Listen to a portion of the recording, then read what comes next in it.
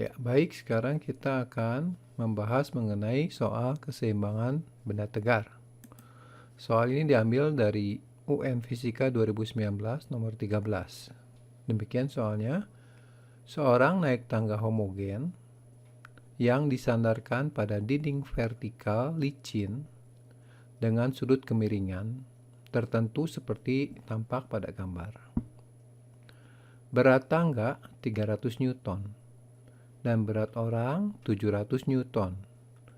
Bila orang tersebut dapat naik sejauh 3 meter sesaat sebelum tangga itu tergelincir, maka koefisien gesekan antara lantai dan tangga adalah.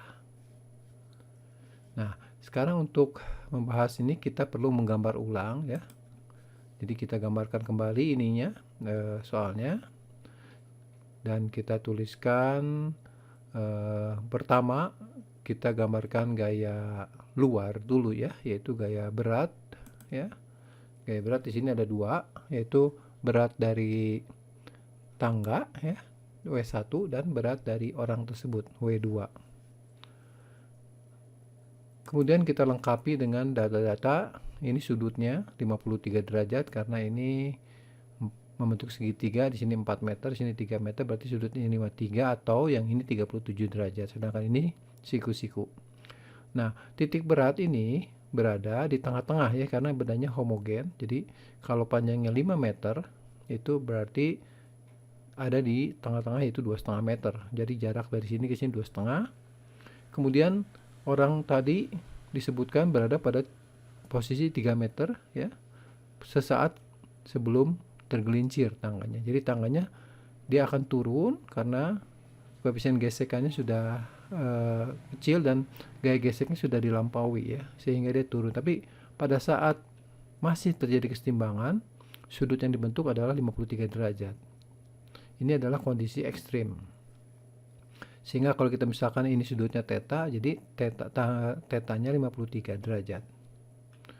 Oke, berikutnya kita beri nama titik singgungnya antara benda ini, benda lantai dengan tangga dan tangga dengan dinding, yaitu titik ya, misalkan A dan B ya. Nah, karena ini stabil, berarti di sini akan ada reaksi yang ditimbulkan oleh lantai dan juga oleh dinding. Karena dinding licin, maka di sini ada satu gaya di dinding, tapi ada dua gaya di lantai. Gaya yang pertama kita sebut gaya normal, ini ke atas ya. Kemudian gaya normal oleh dinding ke kanan ya. Dan satu lagi adalah gaya gesek oleh lantai pada tangga. Arahnya ke sini karena gaya gesek ini menahan supaya tidak tergelincir.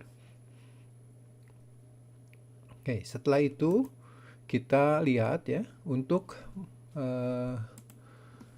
mencari tiga besaran ini, yaitu FA, NA, NB, kita bisa menggunakan tiga persamaan ya, sigma Fx sama dengan 0, sigma Fy sama dengan 0, dan sigma torsi di suatu titik sama dengan 0. Nah, biasanya untuk keseimbangan benda tegar, kita mulai dari torsi, tapi itu tidak suatu keharusan ya. Tergantung kita mau menghitung apa dulu. Nah, misalkan kita akan menghitung gaya geseknya dulu, misalkan ya, Fa. Setelah itu kita hitung Na, kemudian kita hitung koefisien gesekannya, tinggal Fa dibagi Na ya. Jadi saya akan mengikuti langkah seperti itu. Jadi untuk menghitung Fa, maka kita gunakan keseimbangan torsi dulu, di mana kita pilih suatu titik yang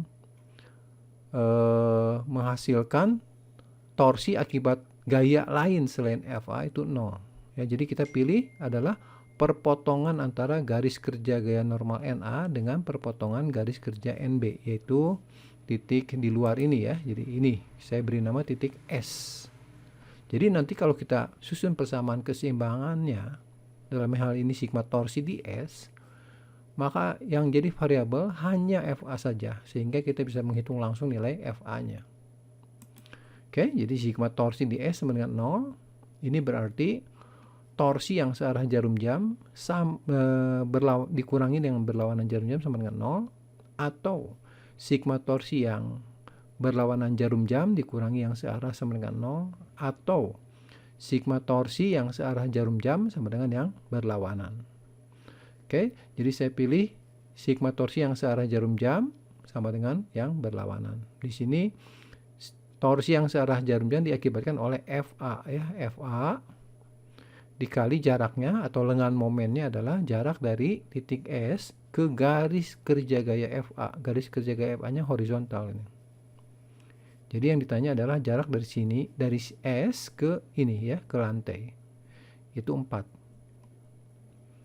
Ini adalah torsi yang searah jarum jam. Dan tidak ada lagi.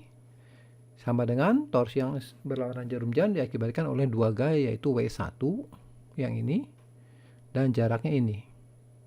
Kemudian W2 jaraknya ini ya. Jadi W1 yang ini ya.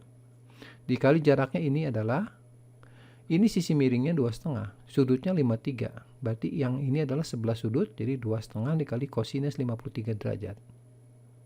Ditambah dengan W2, lengan momennya dari sini ke sini.